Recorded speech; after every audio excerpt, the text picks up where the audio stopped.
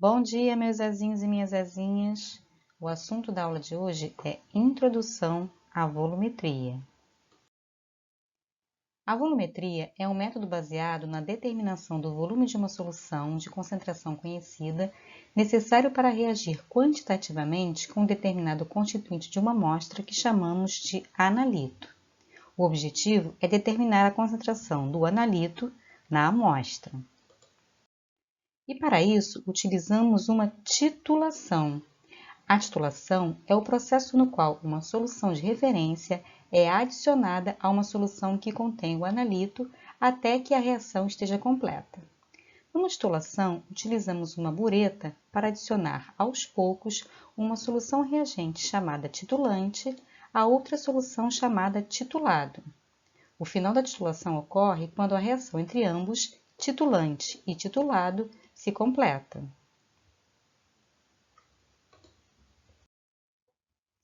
Só que nem toda reação química pode ser utilizada como base de um método volumétrico. Para isso, a reação deve ser simples e deve poder ser expressa por uma equação química, ou seja, a substância a ser determinada deve reagir completamente com o reagente adicionado em proporções estequiométricas.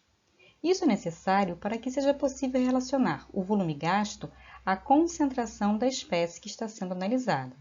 Além disso, a reação deve ser rápida, praticamente instantânea, para que o equilíbrio seja imediatamente estabelecido a cada adição de titulante.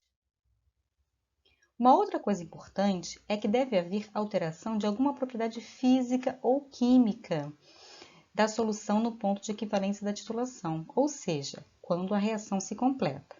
Alguns exemplos são pH, temperatura e condutividade.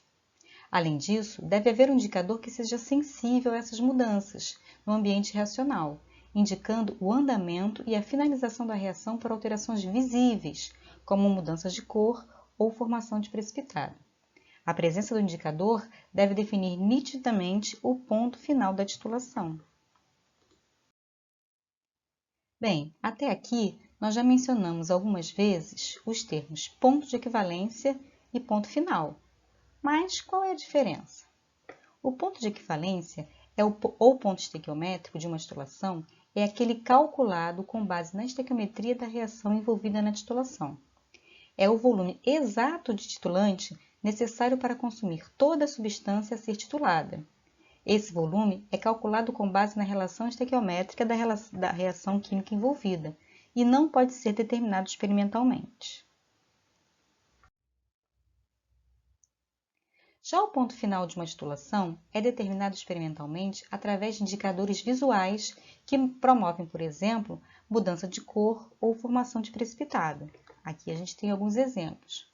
O indicador mais famoso em volumetria é a fenolftaleína, que é incolor em meio ácido ou neutro e rosa em meio básico. O ponto final de uma titulação também pode ser determinado por métodos instrumentais, como medidores de pH, condutividade e potencial. Mas isso a gente vai ver com mais calma em Águas 2. A diferença entre os volumes do ponto de equivalência e o ponto final é chamado de erro da titulação. O erro da titulação é a diferença entre o valor calculado teoricamente e o determinado experimentalmente. E este erro pode ser estimado através da titulação em branco, na qual estarão presentes todos os reagentes, exceto a amostra contendo o analito. Quando a gente estudar cada tipo de titulação, isso ficará mais claro e a gente vai saber também quando é e quando não é possível determinar o erro da titulação através de um ensaio em branco. Na volumetria, as titulações podem ser de neutralização, quando envolvem uma reação entre um ácido e uma base, de complexação, quando há a formação de um complexo, de precipitação, quando há a formação de um precipitado, e de oxirredução, quando há uma reação que envolve transferência de elétrons. Um dos requisitos básicos para que uma determinação volumétrica seja executada com qualidade é a utilização de uma solução padrão.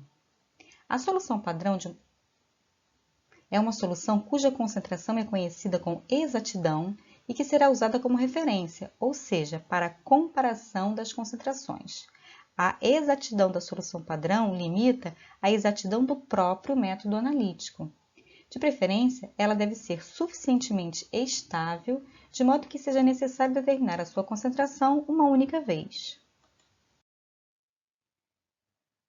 O padrão utilizado numa titulação deve reagir com o analito de maneira rápida e completa, para minimizar o tempo gasto durante a adição do titulante e para garantir um ponto final satisfatório.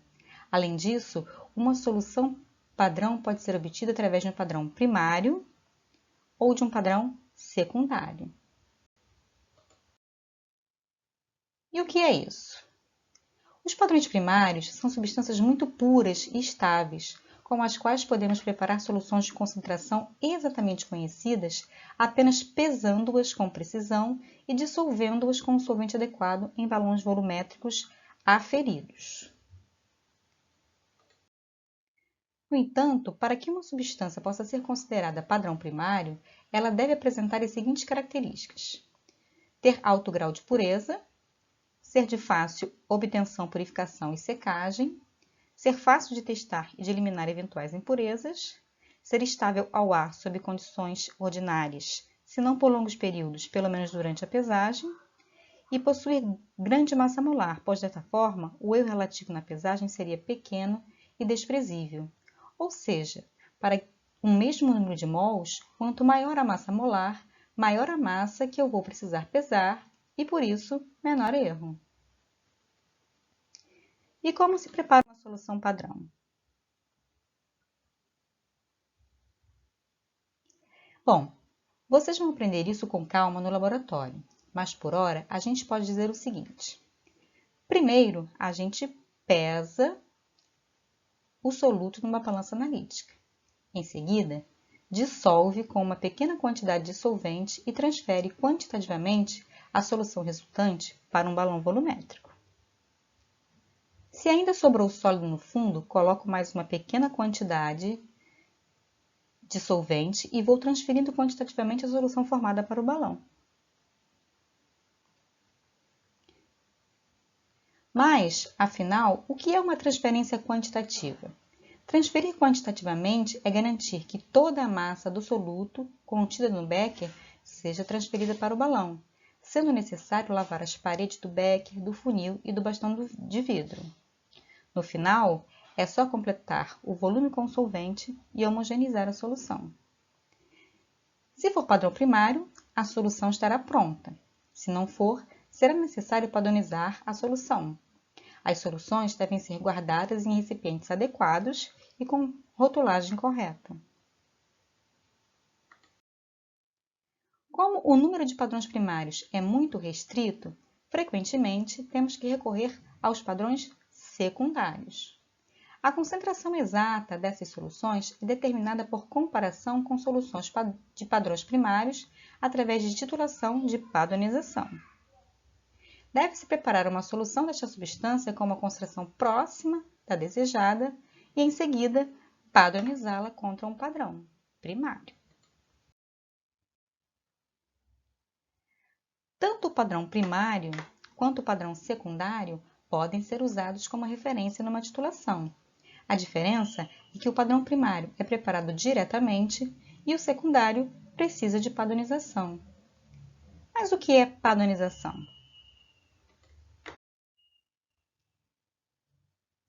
Para explicar melhor, vamos usar o exemplo da determinação de acidez em águas. Essa análise é importante, pois a variação deste parâmetro reflete em mudanças na qualidade da água, seja ela para uso doméstico ou industrial. A acidez de uma água pode ser definida como sua capacidade de reagir quantitativamente com uma base forte até um valor definido de pH, devido à presença de ácidos na água.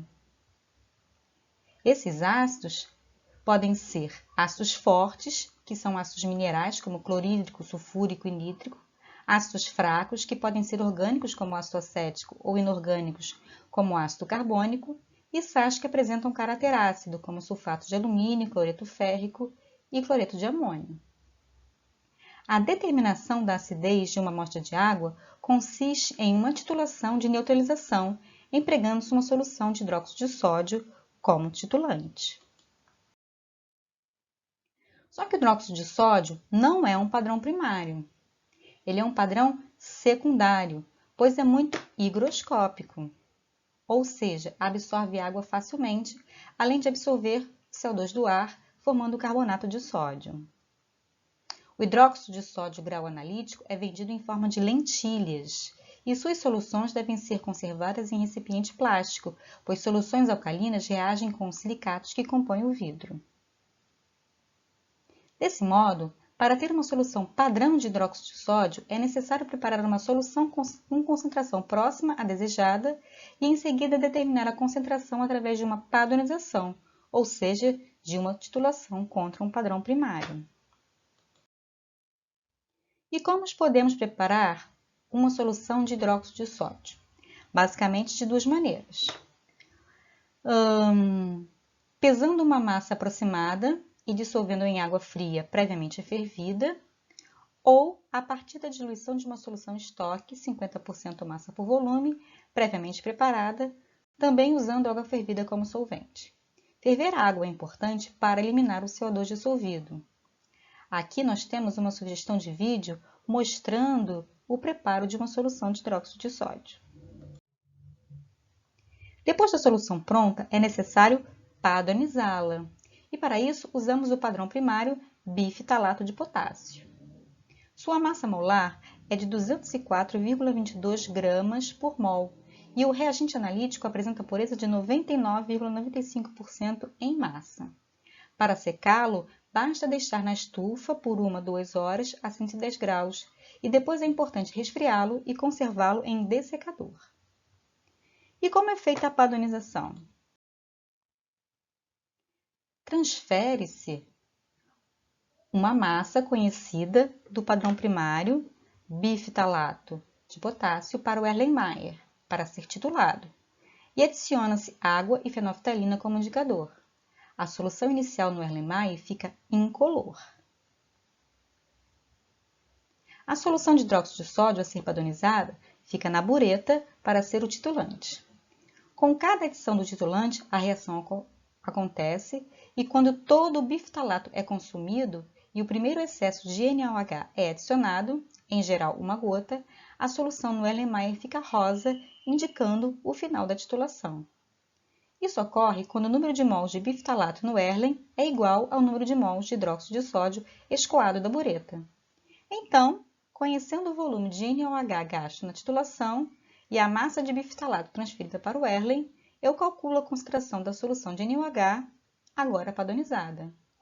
Aqui nós temos a sugestão de um vídeo mostrando a padronização de uma solução de hidróxido de sódio com bifitalato de potássio. Bem, precisamos dizer ainda que as titulações podem ser de 3 tipos: direta, indireta ou pelo resto. Uma titulação direta é quando titulante e titulado reagem diretamente um com o outro. Como exemplo, temos a reação entre o ácido clorídrico e o hidróxido de sódio. A titulação indireta ocorre quando o reagente a ser titulado é gerado na titulação. Como exemplo, temos a determinação do teor de cobre por iodometria. O cobre é o analito e o iodeto de sódio é adicionado em excesso.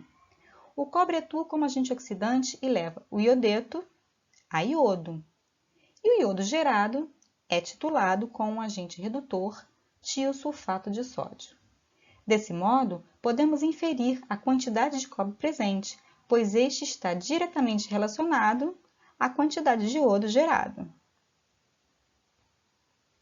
Já a titulação pelo resto, ou retorno, se dá quando um excesso conhecido de uma solução padrão é adicionado à solução do analito e a quantidade excedente, residual, é determinada por uma titulação como a segunda solução padrão.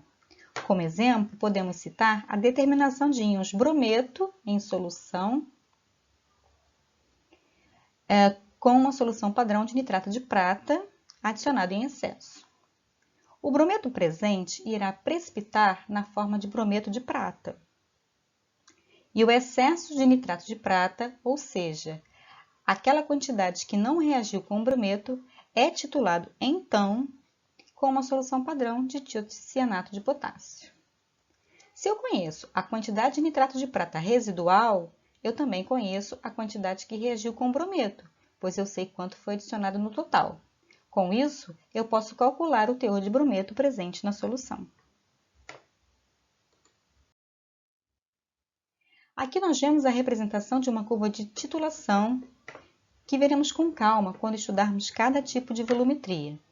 Por ora, basta saber que as curvas de titulação são representações gráficas dos processos de titulação, que mostram a variação logarítmica de uma determinada propriedade, geralmente concentração, em função do volume do titulante adicionado. Aqui nós temos um exemplo de uma titulação de neutralização, onde o titulante é o hidróxido de sódio e o titulado é o ácido clorídrico. Podemos observar a variação do pH, que nada mais é do que o log da concentração dos íons H3O+, à medida que o titulante, uma base, é adicionado. Então, a gente observa o pH aumentando à medida que a base é adicionada. Aqui nós temos uma sugestão de leitura para aqueles que gostam de história. Esse artigo fala do início do desenvolvimento da volumetria até exemplos de algumas aplicações atuais. É um artigo bem interessante, vale a leitura. Bem, por hoje é só. Muito obrigada, minhas Zezinhas e meus Zezinhos. Beijos a todos e até a próxima!